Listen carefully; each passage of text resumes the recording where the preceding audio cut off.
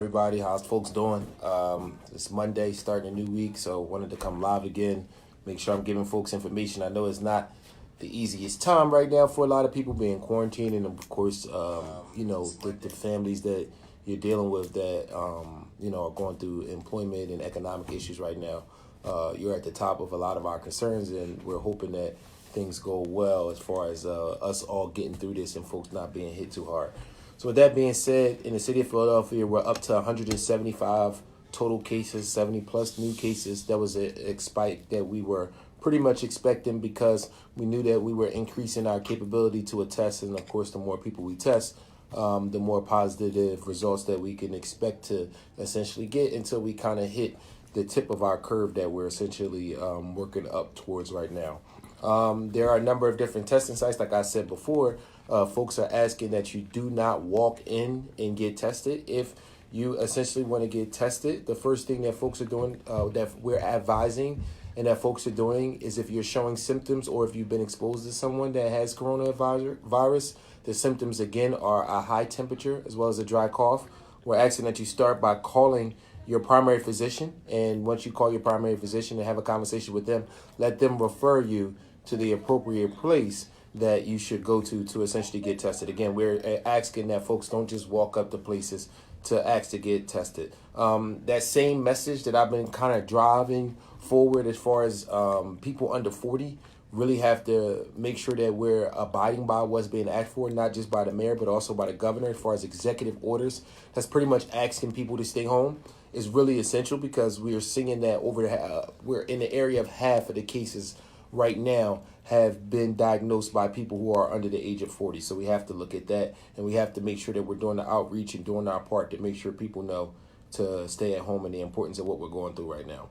This is a little bit longer than what we thought, but like I said in the beginning, this was going to take more than a few weeks. As we're increasing our testing capability, we're seeing exactly where we are, not just as a state, but as a city. And there are a lot of places that's struggling a little bit more than we are right now. So definitely praying for those states and those cities and counties that's getting hit harder than what we are in Philadelphia. But again, in order to essentially maintain control over the virus, folks are being asked to stay at home. If you visit the phila.gov website, /COVID-119, somebody from my staff, make sure they put that in the comments. But again, if you visit the phila.gov website, code COVID-19, you can get more information about loans and grants that's available now for businesses and business opportunities. This is something that's new. It wasn't available the last time I came live to you on Thursday. So please be on the lookout for that because that's something that could be really important. The IRS moved the date back for taxes that was originally in April. That's been moved back to July 15th. So anybody that has to file federal taxes, that give you some more time. You can expect other local and state government to follow suit and essentially do something similar as it relates to taxes and when it's going to be appropriate time to file them.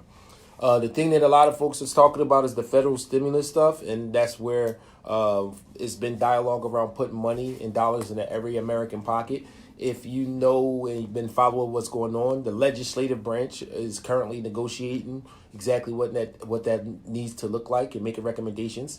2 bills have already been shot down for the third stimulus package. A third bill has been introduced today by Democrats that have some level of support. The dialogue and what's been reported is that those bills that's been shot down have been shot down because Democrats believe they do not do enough to support local governments. With that being said, we really want to make sure that folks are staying home. That's the biggest thing right now. People really have to stay home.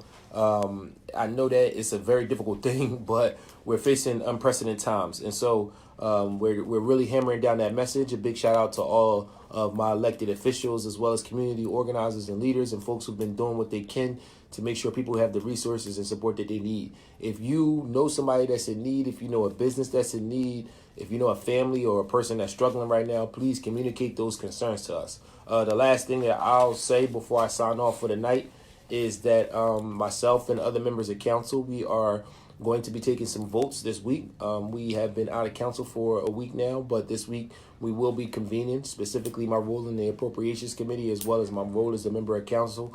looking at $85 million that we essentially want to make available to the managing director's office to put us in a position to fight what's going on with the coronavirus.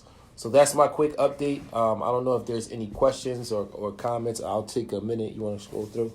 No questions or anything like that? All right. So if there aren't any questions, we'll sign off. But that's the quick update as to I'm sorry for folks on Instagram. I'm sorry. If there are no questions, that's it. That's my quick update. Election date change confirmed. Yes, the election date change has been confirmed. It's not going to be in April. It will be moved back. But outside of that, that's the quick update. Again, we're still waiting to hear what's going to happen with federal legislation. That's going to dictate a lot how local governments have been moving.